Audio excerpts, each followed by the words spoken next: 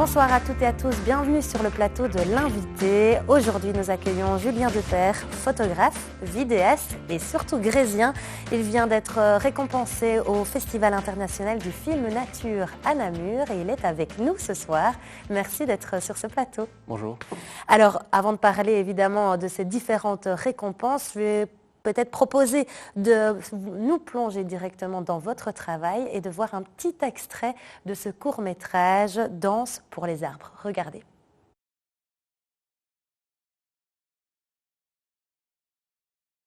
Je n'avais jamais vu des arbres danser, mais je pouvais me l'imaginer.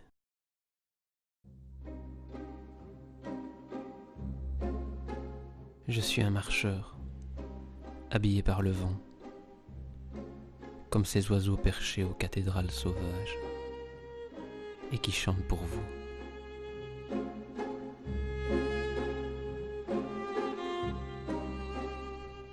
J'ai traversé les couloirs de la pluie éclatante, la noirceur du jour, la promesse de mes nuits. Alors, on vient de voir un petit aperçu de ce court-métrage qui dure 5 minutes. Alors, vous avez été récompensé pour ce travail. Le prix du public, tout d'abord, ce qui est pas mal, mais également le prix international. Est-ce que vous y attendiez? Non, pas du tout, parce que c'est la 4e participation. Ça fait 3 fois que je suis qualifié. Donc c'est vrai que déjà le mot international, ça fait un peu peur. En fait, il y a à peu près 500 films qui sont proposés. Du monde entier en fait. Et faire partie d'essai, c'est déjà énorme. Donc qu'il soit projeté dans une salle de cinéma avec 800 personnes en direct, c'est déjà formidable pour moi. Représenter la Belgique, c'est encore mieux. Et donc avoir le prix du public, ça pour moi, c'est peut-être la plus belle récompense parce que c'est vraiment... c'est votre but premier, c'est de toucher vraiment le public? Oui, vraiment, c'est la sensibilisation, c'est vraiment...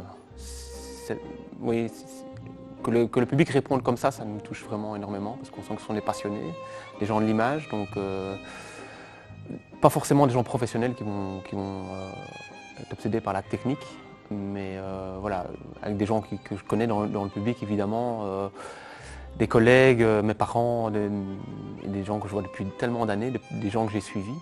Et au niveau du jury, comme vous le dites, il y avait quand même 500 courts-métrages qui ont été proposés, 16 qualifiés. Qu'est-ce qui a fait la différence, vous pensez, dans le cœur du jury? Je ne sais pas parce que tous les films qui sont qualifiés dans les 16, on est tous différents en fait. Tous parlent de nature, mais tous... voilà, on a tous une approche différente. Il y en a que c'est plus documentaire, il y en a c'est de texte. On a tous une sensibilité différente. Ici, je ne sais pas pourquoi mon film a tellement plu. Je remercie le jury d'ailleurs. Mais c'est vrai qu'eux sont techniquement, normalement, sont assez durs. Donc voilà, j'ai été assez touché. Donc le prix du public, évidemment, que monsieur et madame tout le monde soit touché par mon film, ça m'a fait vraiment grand bien. Et les professionnels, le jury, là, c'était vraiment fantastique parce que je ne m'attendais pas du tout à avoir le grand prix. Donc ça fait quelque chose, évidemment. Une belle récompense alors. Et on va justement parler, vous disiez que les courts-métrages étaient vraiment différents les uns des autres. Vous vous êtes focalisé sur les arbres, Danse pour les arbres. Pourquoi cet aspect-là, cet angle-là, vous avez choisi? Alors c'est Danse pour les arbres, mais ça parle pas des arbres en fait. On voit vraiment beaucoup d'arbres. Oui, mais en fait j'utilise, moi c'est l'écriture qui me plaît, hein. C'est beaucoup de métaphores. Donc Danse pour les arbres, c'est plutôt l'invitation à la danse en fait, au rythme des saisons. Et j'avais déjà fait un film qui était sur l'écho de la vie. Ici, ça rejoint un peu l'idée en fait, Danse pour les arbres. Donc c'est ce balancement au quotidien qu'on voit dans les images. Pourquoi? En fait, on a 5 minutes pour faire un film, donc c'est jamais facile de raconter une histoire.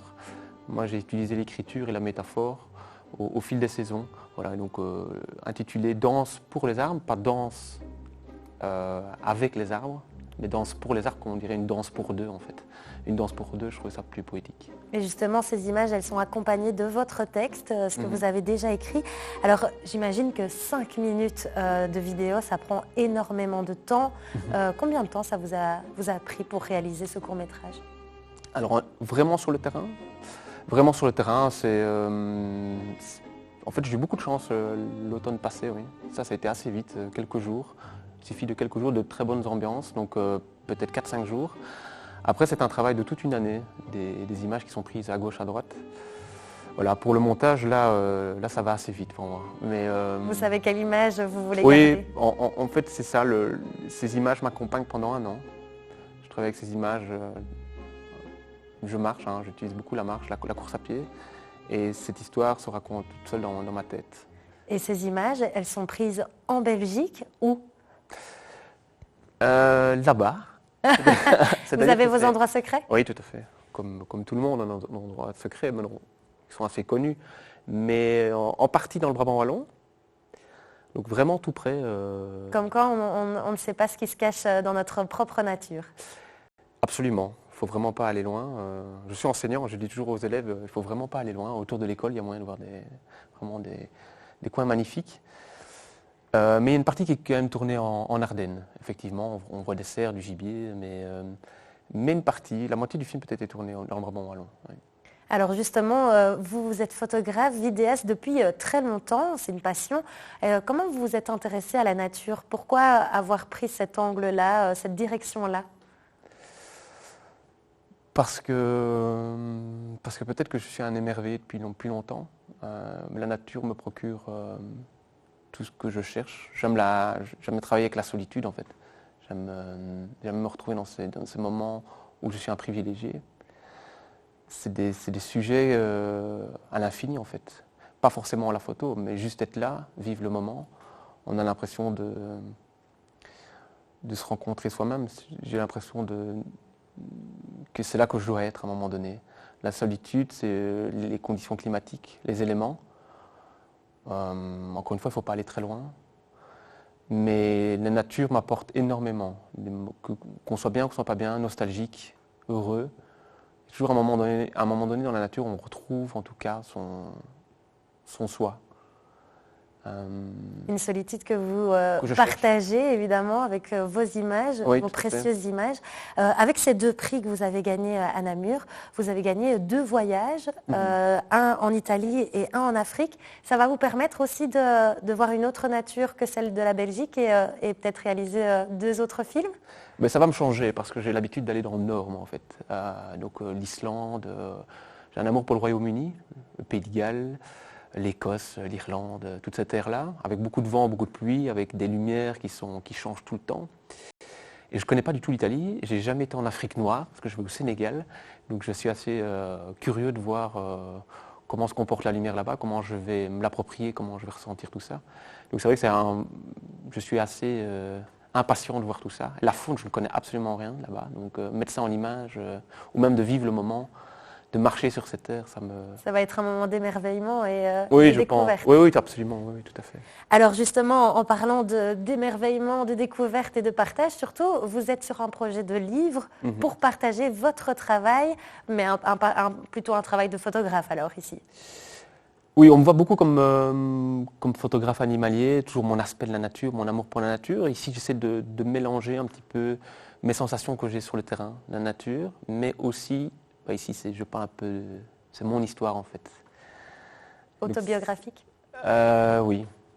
Et pourquoi? Pour justement partager votre travail?